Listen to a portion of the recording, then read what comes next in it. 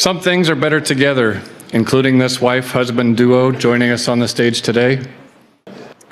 It's 11 o'clock at night. What are you doing? I have to make a pot of coffee. I have 3 estimates I need to get out before I go to bed. I'm on a roof all day tomorrow. We talked about this before you open the business. If you keep this pace up, you're gonna have a heart attack. I could see the exhaustion in Scott's eyes that night all those years ago. The tension in his shoulders. Something I learned to read very young as the child of business construction owners. It's not just the physical work that we can see someone doing.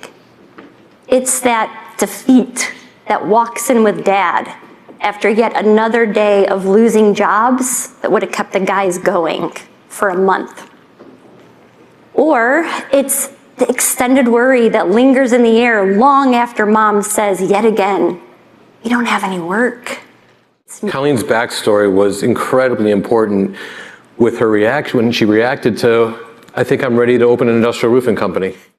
The other thing that we had to talk about was how are we going to protect him so that he doesn't go down the path that my dad did?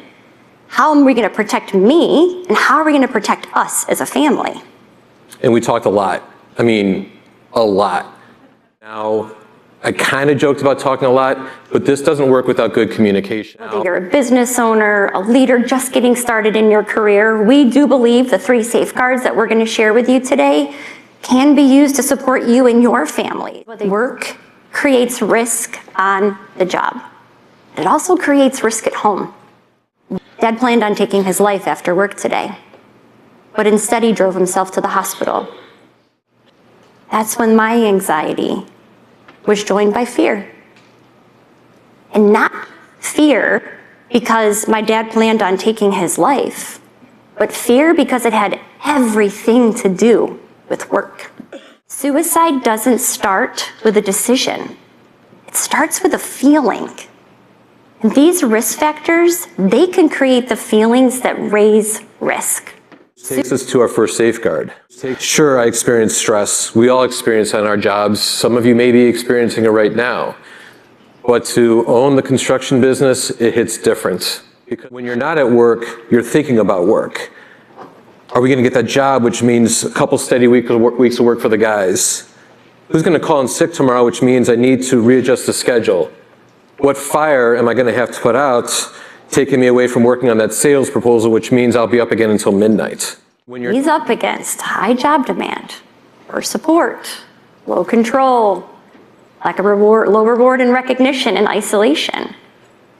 And here's what we know about these risk factors. If they are present for an extended period of time, they can contribute to anxiety, depression, suicidal thoughts, and suicides. And that's regardless or not if someone has a mood disorder. He's up against. I'd never had any thoughts of suicide, though, thank God, while I've been running the business, because I knew that I had a good support system at home. When I would see Scott struggling to get out of bed, knowing that he was sleep deprived, I started asking him a very specific question, which is, but what asking this question does is it says to the person, I see you, you matter. This takes us to our next safeguard. Can you please let that go to voicemail? We literally just sat down. This is the facility engineer for the job. I have to take this. I'm sorry. What's going on? They think a tornado came through. The job demand was there. On top of that, he was away for several weeks on end. But here's the thing. Scott's not the only one in this relationship. I am too. I have my own career. I had a stressful week. He's been away. I'm feeling isolated as well. I was right to answer the phone. It was an active job, and it was the person that hired me. But in all fairness, Colleen had every right to be upset because she had the battle scars of over 4 years of me picking up the phone at inconvenient times. If I was going to be expecting a phone call when we have our date night, when we have our dinner, I would let her know in advance and let her know that that would be the only call that I would take. When he says, excuse me, or I need to take this, or I'm sorry, what that says to me is I see you, you matter. Because again, we're in this together, And I too need protection. Our third and final safeguard, because I'm fully aware that we both carry the weight of the business. So sure, Scott has sleepless nights. He has days filled with angst. So do I. I'm constantly asking myself, does he have work? Will he or the guys get hurt tomorrow? You could any day be working in potentially dangerous situations.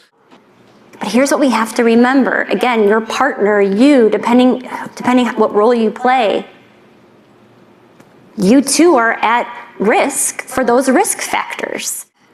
We are at the point in our time together where Scott and I are supposed to share with you how these 3 safeguards has had this huge transformation on us. A hero's journey, if you will.